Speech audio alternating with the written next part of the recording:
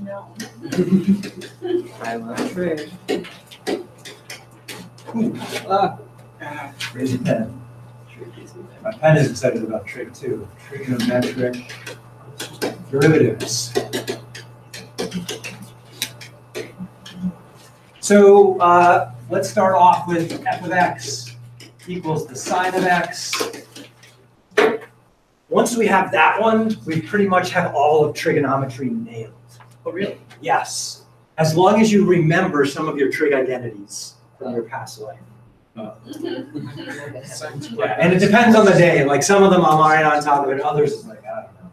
So we want to find the derivative with respect to x of the sine of x.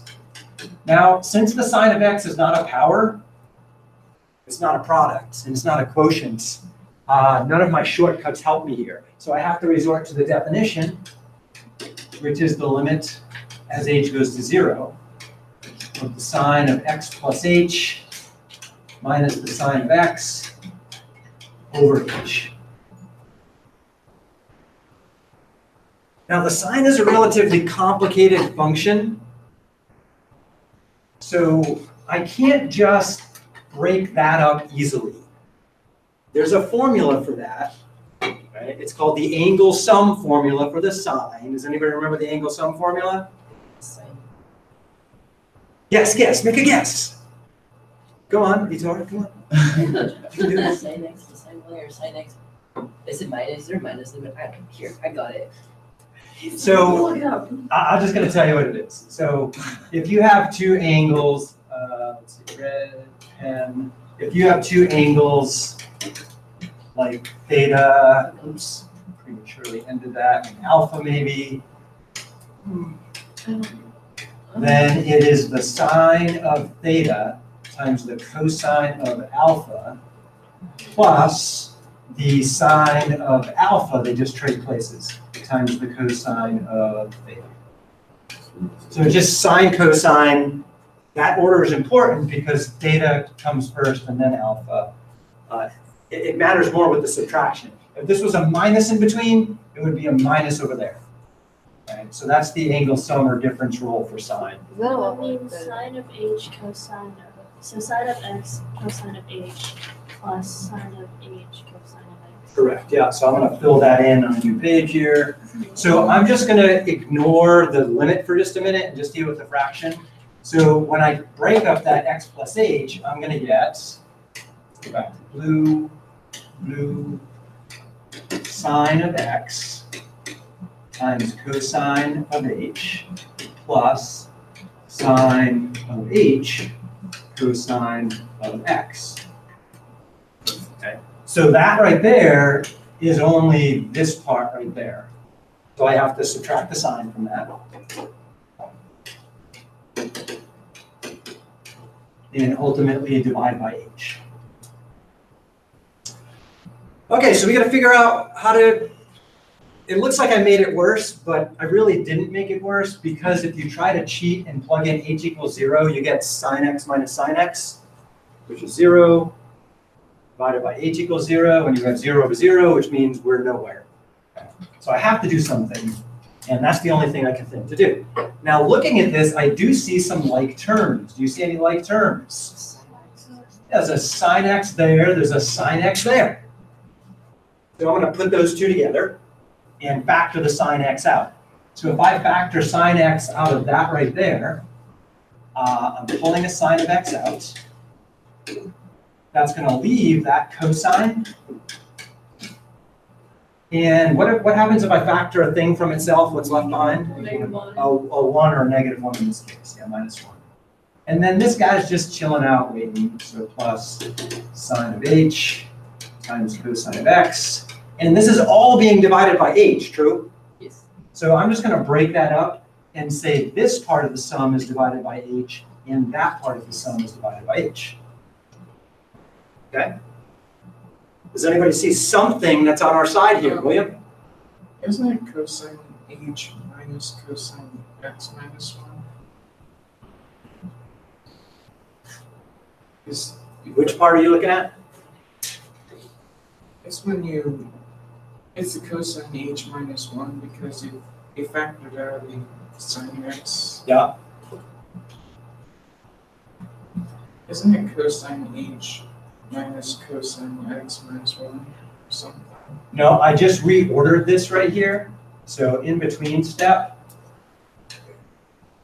slide this down a little bit.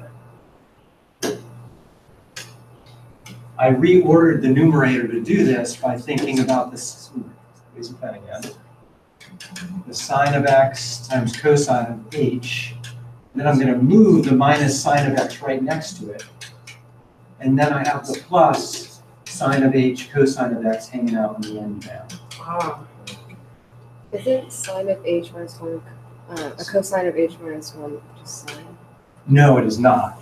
Yeah, so then this right here factors as that right there. Does that make more sense? yeah. Okay, sorry for skipping that step. Yeah, so sometimes I get excited and I skip steps, so rein me in. Good job. So the question was, is this right here the sine of x? The answer is no. I think you're confusing that with the Pythagorean identity for sine and cosine, which says that, a little trig review is a good idea. If you have the sine squared of x plus the cosine squared of x, then you get 1. That comes from the Pythagorean theorem. And then if you were to say solve this for the sine squared of x, then you get 1 minus the cosine squared of x. And if you try to get rid of the square, you just make more of a mess. And so then I get, if I wanted the sine of x alone, then on the other side I'm going to get plus or minus the square root of 1 minus cosine squared. And you can't break that square root off. You're stuck. Yeah, it doesn't get any better. So it turns out this is not the sine of x. It's not the opposite of the sine of x. It's just cosine of h minus 1. I have no easy way to do something with that. However, there is some cool stuff here. We played around with that sucker in limits. What is that limit going to be when h goes to 0? 1. This is going to be a 1. Yeah. Whoa, that's beautiful. So it, Does anybody remember seeing this one in, I'm pretty sure this was in the homework. it was. You don't think so? No. Oh, did you read the book? Of course. Okay, it is an example in the book. It's been a So while. I'm not going to prove it. The proof's not that bad, but if you want to check out the proof, go read the book. Is it -1? Well, let's see what William. Do you remember? Wouldn't it be 1 divided by 0 since h in the bottom is 0? So 1 divided by 0 is undefined, Yeah, 'cause right? So that doesn't help because if I have undefined, I'm dead in the water. Right? I don't have an answer. you plug 0 into sine of h, you plug 0 into h, and you get 1, and h in the bottom is 0. Well, let's see. Go back there. So if I cheat here, the cosine of 0 is what? 0. No. Oh. Sine of 0 is 0. Cosine of 0 is 1. Yeah, so this gives me 1 minus 1 on the top, which is 0, and I have 0 on the bottom. Yeah, so if I try to cheat, I get 0 over 0. I got nothing. So I need a trick. And Ruby was on the right idea. This is related to this formula here, because doesn't this factor 1 minus cosine squared? It factors as 1 minus cosine times 1 plus cosine. Oh. If that gets 1. I mean, Then it Okay, would so you can use this. So I lied just a tiny bit. way to go. Anyway, if you look at the book in section 2.3 limit laws, there's an example down here of exactly what we're looking at. And I'm not going to prove it if you want to read the proof. 2.3. 2.3, way back when, somewhere here. Okay, here's the proof we went over for the sine of theta over theta. And right under that, they say, hey, what about 1 minus cosine over theta? Now we have cosine minus 1, close enough. Oh, yeah. And they show that the limit is 0. So in this case, 0 over 0 turns into a 0. That's the way it goes. The proof is related to what Ruby was mentioning. Her But it's not recollection. undefined. Well, at first glance, this is 0 over 0. Yeah. But there's an algebraic trick that says 0 over 0 in this case is 0. Okay. What was, and this is 0 over 0 too. What was 0 over 0 equal to here? 1. 1. Yeah, 0 over 0 could be anything. It could be undefined, it could be 0, it could be 1, it could be 7, it could be pi. Who knows? So we're done once we take the limit, aren't we? This thing went to 0, right? Yeah. This thing went to 1. What's left? Cosine of x is the only thing that survived that battle. Wait, but Well, what Yeah, sine because of x? 0 times the sine of x is 0. What's 0 times, yeah, 0 times the sine is 0. Yeah, so this whole fraction's done. It's a big old 0. Goodbye. Then over here I have 1 times the cosine, which is the cosine. Wait, So the derivative of in the limit, derivative of sine is cosine. as h goes to 0, the answer is cosine of x. So we've just discovered the derivative of the sine is the cosine. Let's see if that makes sense. Graphically. Because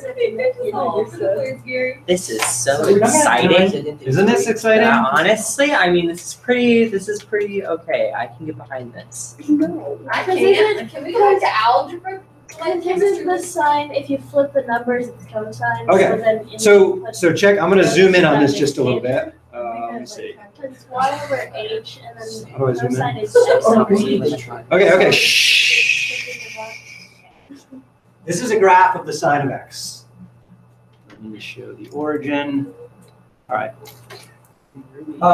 Guess what the slope is right there? At the top. 0. Yeah, the slope is going to be 0. It's horizontal up there, right? Because the slope is positive for a little bit, and then it zeros, and then the slope is negative over here. So positive slope, negative slope, 0 slope. So the derivative function, oh, I need to, sorry, I have to copy this into my screen. Where's my screenshot button? There it is. Because you hit record on trade. I did hit record on the trig. Thank you so much, William. That's good. So, Kind of need that. new page. All right, so I can write on this one. Yeah, so the derivative right there is 0. And where else is the derivative going to be 0? By the way, that happens at pi over 2. This over here is pi. Right here would be 3 pi over 2. Yeah, again, I get a 0 right there, don't I? Because the slope goes from negative to positive, so it's going to be 0 in between. Make a wild guess at what the slope is right there. 1. If so, then that means I'm going to have a 1 right there. And guess what the slope is, say, right here. Oh, wait, I got that One's wrong. negative. Sorry, I did that upside down. Yeah. Slope over here is -1, which is about right there. The slope over here is 1. So that would be around right there. What's the slope right there? Oh my god. 1. So if I kind of smoothly connect the dots, I get this function right there, which is the cosine of x. Yeah, so it turns out the cosine of x is the slope function for the sine. Why do you like this? Because you weren't talking about derivatives yet. All right, next. The derivative. What's the derivative of the cosine? Yes, good question. So I'm going to graph, let's call it g of x. How are we doing on time? Excellent. Equals the cosine of x. I'm going to turn off the sine for a minute, and we're just going to think So about. is this an always thing? Like, can we just memorize Yes. the sine? Yeah, you don't need to do the that proof derivative again. is- Okay. Yeah, you don't need to do that proof again. So I'm going to screen clip this so we can think about this for a second and see if we can come up with a guess at the answer, and then we'll try to prove it. So new page, paste, get a little bigger. All right, so let's find the slope function by guessing at some slopes. The slope right there seems to be 0. The slope right here seems to be -1. The slope right here seems to be, and the slope right here seems to be 1. Be right there. So this is the graph of the slope function. Ooh, that almost matches the sine, right? The sine highlighter is this. So it's inverse sine? Not inverse sine, R. negative sine. It's the negative sine. Yes. Oh, you guys are awesome. Yeah. The red thing is the opposite of the sine of x. And that's the derivative for cosine of x. Yes. And that's an always too. We can Let's just see if we straight can, let's see if we can prove it. Okay, so let's see, how are we gonna prove that? New page.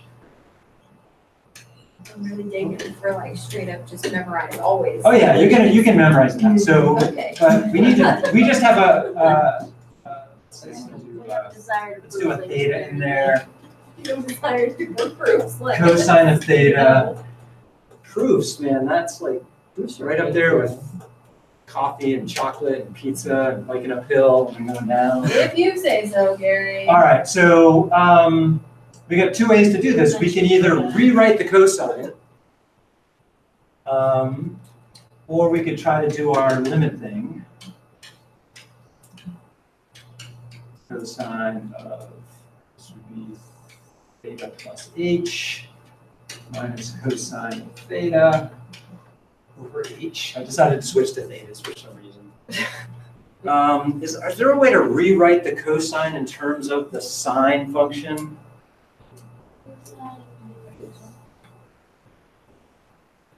Anybody remember? So what? How are cosine and sine related? Can you think of any identities? Is it William, Rob, yeah. cosine theta plus h, or not plus h, but cosine theta times cosine h minus. Oh, you're rewriting this right here? sine. Okay, I was thinking about that right there. So you're a step ahead of me. Yeah, there's two different ways to do it. Is related to sine of h. So could you say? No, because then we have to deal with the tangent. We haven't done that yet. Is it cosine? Tangent. One idea is if you look at a triangle in the other direction, so if this angle right here is theta, this angle up here would be pi over 2 minus theta, because that angle right there is a right angle, which is pi over 2. And so what happens is if you switch angles, sine and cosine switch places, because from this angle's perspective, this is now adjacent and that's now opposite and this is adjacent. So opposite and adjacent trade. So that means this would be equal to the derivative with respect to theta of the sine of pi over 2 minus theta. And there is a difference formula for the sine. Okay. So I could do a little algebra on that. So I'll do this two different ways just to exercise trig, because you guys got to get good at trig too. So the sine of pi over 2 minus theta, which is equal to the cosine of theta, by the way, right? That's my claim from that triangle. The angle difference formula says this is the sine of pi over 2 times the cosine of theta minus cosine of pi over 2 It wouldn't be the sine. times the sine of theta. Did I get that right? I have to switch places. And the sine gets this thing first, is the way the ordering goes, to get the negative in the right spot. All right, let's see. Sine of pi over 2 is, oh man, that's not going to help. I just did a logical loop, I think. What's the sine of pi over 2? Sine of pi over 2 is cosine minus pi. No. Oh, it's 1. It's 1, because Yeah. Oh, Oh, darn. I y just, equals 1. yeah, this doesn't help. So I got, and then what's the cosine of pi over 2? 0. Oh. So I just showed that this is equal to cosine. All right, that didn't help. Forget about it. Let's go back to this right here and William's idea, which was to use the angle sum formula for cosine. Let's see what happens. So we're going to get the cosine of theta times the cosine of h minus, because the cosine doesn't get its sines right. It's a strange do it in mind. The sine of theta times the sine of h.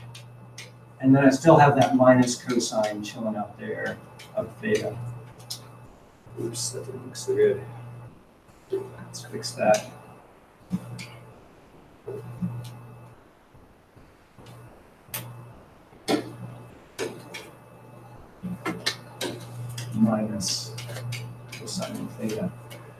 all of this is over h. I'm going to ignore actually I'm going to ignore the h for a minute too. Let's just clean that up. So do we have any like terms?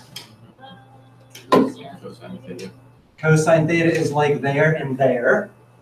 So I can reshuffle those, put them together, and that's what I think I get in the next line. If I factor the cosine out here and here, and then leave this guy on the edge, sine theta sine h is factoring out the cosine from those two. This is left in here. And then what's this leave behind? A minus 1. Okay, and then I have minus that. So now I'm going to bring in the divide by h. So I divide by h here, and I divide by h there. We already know that that equals 0. We know that this sucker right here is a big old 0, and 0 times anything is a big old 0. And we know that sine of h over h is 1. Sine of h over h is a 1, so what's left? Sine Negative of sine. Negative sine of theta. Negative sine of theta, we got it. All right, so commit to memory so you don't have to do all this again. You should memorize that the derivative with respect to theta of the sine of theta is cosine theta. The derivative with respect to theta of the cosine of theta Negative sign. is the negative sine.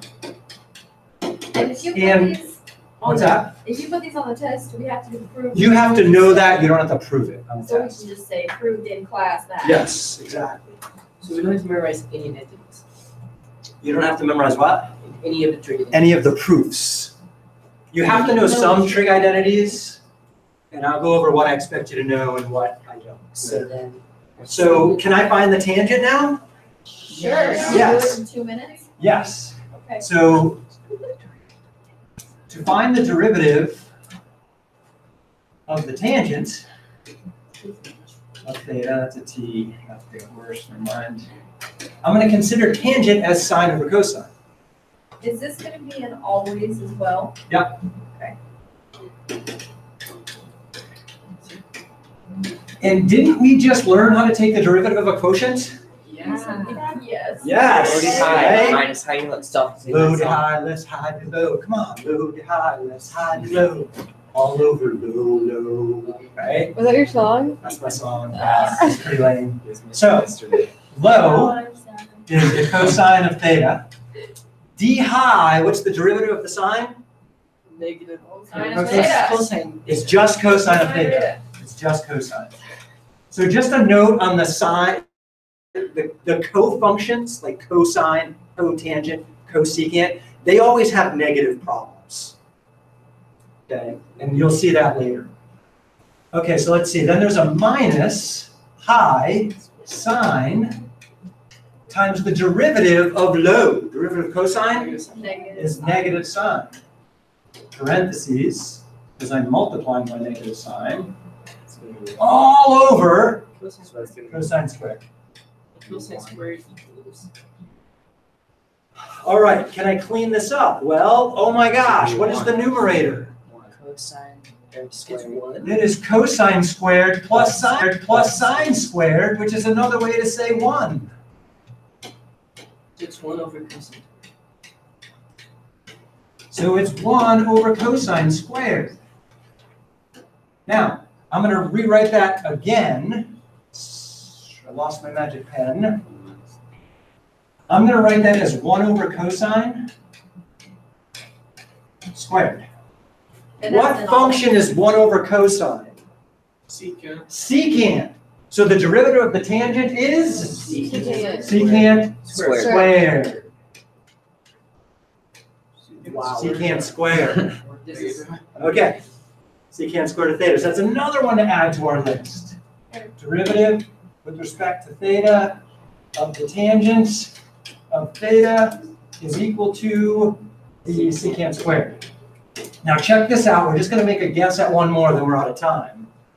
What if I tried to take the derivative with respect to theta of the cotangent of And that theta? is negative secant squared. It is negative. You're so clever.